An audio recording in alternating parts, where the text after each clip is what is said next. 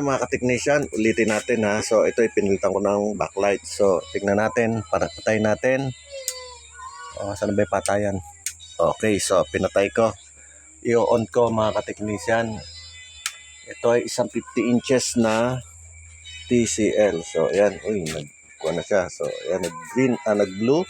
Papawiring ko siya. Tingnan natin kung ano mangyayari.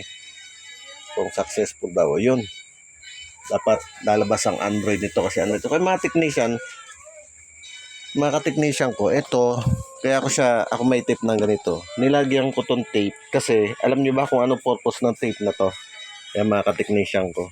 Yung purpose niyan mga ka-technician, para halimbawa mapgihan, hindi papasok sa LCD yung tubig o kaya man kung anong bagay, yung mga bilog-bilog na galing doon sa mga kokolamber. Ayan o, kagaya niyan. Shop ko rito sa bahay, kokolamber. Yun. Ang ganda, ang linaw. Actually sa inaanak ko to sa kasal, tiga Matnog, Sorsogon. Ayan. So, gawa na siya. Pwede niya nang kunin to. Ayan. Tsaka ito nilagyan ko rin to masking tape. Ayan, ayan o. Mga technician. Kasi pag di mo siya nilagyan, pwedeng dumaan yung daga, yung ihi ng butiki, papasok dito yan o. Sa mga grid hanggang sa mapupunta sa flex. Siyempre masusunog yung flex. Ayan. Okay, so takluban na natin to. At takluban ko na pala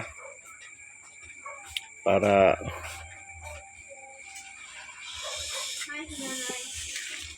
makuha na ng aking inaanak.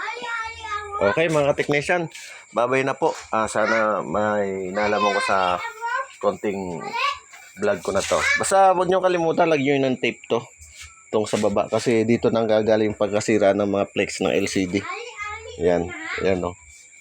Tsaka dito. Okay, salamat.